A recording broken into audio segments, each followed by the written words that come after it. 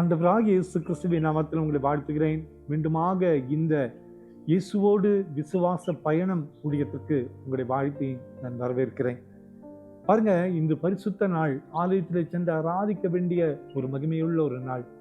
ஆண்டவரோடு கூட இணைந்து பயணிக்கிற இந்த அனுபவம் நிச்சயமாய் நமது வாழ்க்கையில ஒரு மிகப்பெரிய சந்தோஷத்தையும் நம்பிக்கையும் தருகிற ஒரு பயணமாய் மாறும். கவலைப்படாதிருங்கள். சங்கீதம் 2:11 பயத்துடனே கர்த்தரை சேவியுங்கள் என்று தாவீது பக்தன் சொல்கிறார். Serve the Lord with fear. பயத்தோடு கர்த்தரை நீங்கள் சேவிக்க அழைக்கப்படுகிறீர்கள். அன்பான குடும்பத்தின் மக்களே, இன்னைக்கு கிறிஸ்தவ வாழ்க்கையில நம்ம பார்த்தோம் சொன்னா துணிகரமாய் ஆலயத்துல போகிறதை பார்க்கிறோம், துணிகரமான காரியங்களை செய்வதையும் பார்க்கிறோம், துணிகரமாக கேள்விகளை கேட்பதை நாம் பார்க்கிறோம், துணிகரமாக நாம் நினைத்ததெல்லாம் பேசுகிற ஒரு சூழ்நிலையை நாம் பார்க்கிறோம். ஆனால் ஆண்டவருடைய சமூகத்திலே நாம் செல்லுகின்ற பொழுது பயத்துடனே செல்ல வேண்டும் என்று திருமறை சொல்கிறது. பயபக்தியோடு ஆண்டவரை ஆராதிக்க வேண்டும். ஆலயத்தில் போகும்போது நம்ம அந்த நடைகளை நாம் காத்துக்கொள்ள வேண்டும்.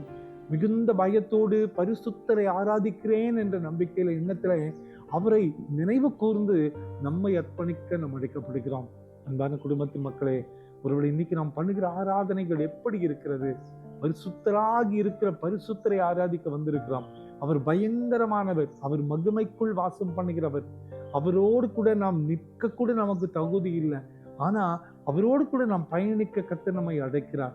அந்த ஆண்டவரை ஆராதிக்க செல்லுகின்ற பொழுது மிகுந்த ஜபத்தோடு, மிகுந்த பயபக்தியோடு, மிகுந்த கவனமாய், மிகுந்த அர்ப்பணிப்போடு, மிகுந்த தாழ்மையோடு நம்மை வெறுமையாக்கி ஆண்டவருடைய சமூகத்தில் அர்ப்பணிக்க நாம் அழைக்கப்படுகிறோம்.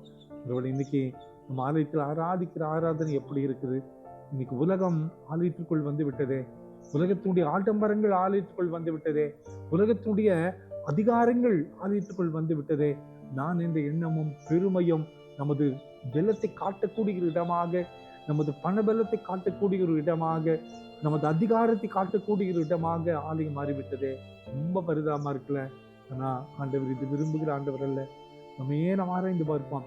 பரிசுத்தரை ஆராதிக்க, பயத்துடன் ஆராதிக்க வேண்டும் என்று அழைக்கிற இந்த நேரத்தில் நம்மை ஒரு விசை கூட அர்ப்பணித்து, நம்மை தாழ்த்தி, நம்மை வெறுமையாக்கி ஆண்டவருடைய சமூகத்தில் ஆராதிக்க செல்லுகின்ற பொழுது நிச்சயமாய் அந்த ஆராதனை ஆண்டவருக்கு முன்னால விலையேற பெற்றதாக இருக்கும்.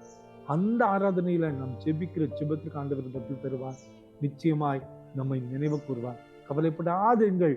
ஆண்டவரை ஆராதிக்க போகும்போது நம்மை வெறுமையாக்கி அர்ப்பணிக்கும் போது நம் வாழ்க்கையில் இருக்க பிரச்சனைகள், போராட்டங்கள் எல்லாம் மறைந்து போகும். சமாதானத்தை தருவார், நிம்மதியை தருவார். அவர் நடத்துகிற பாதைகள் மிகப்பெரிய பாதைகளாக இருக்கும். ஒருவேளை இன்னைக்கு கல்லறை திருநாள் என்று நாம் அறிந்திருக்கிறோம். ஆனால் நம்மோடு கூட இருந்து பயணித்த மக்களை நினைவு கூறுவோம். அவருடைய ஆத்மாவை ஆண்டவர் அழைத்து கொண்டார் என்று சொல்லி நன்றி சொல்வோம். நாமும் இந்த விசுவாச பாதையில ஓடுகின்ற பொழுது ஆண்டவர் தருகிற சமாதானத்தை பெற்றுக்கொள்ள நம்மை அர்ப்பணிப்போம். ஜெபம்மா. அன்பின் ஆண்டவரே, இந்த பரிசுத்தமான இந்த காலை நேரத்துல உம்மோடு கூட பயணிக்க அழைக்கிறீரே. பயபக்தியோடு ஆராதிக்க, நடுக்கத்தோடு ஆராதிக்க, பரிசுத்தரை ஆராதிக்க அழைக்கப்பட்டிருக்கிறோமே. எங்களுடைய ஆராதனைகள் உங்களுடைய பார்வைக்கு முன்னால விலையேற பெற்றதாக இருக்க கிருபை செய்வீர் நம்புகிறப்பா. இச்செய்தி கேட்டுக்கொண்டு ஒவ்வொருவரையும் ஆஸ்வதிங்க, பலப்படுத்தும், உங்களோடு கூட பேசும். இயேசுவின் மூலம் ஜெபங்களும் எங்கள் நல்ல பிதாவே. ஆமென், ஆமென், ஆமென்.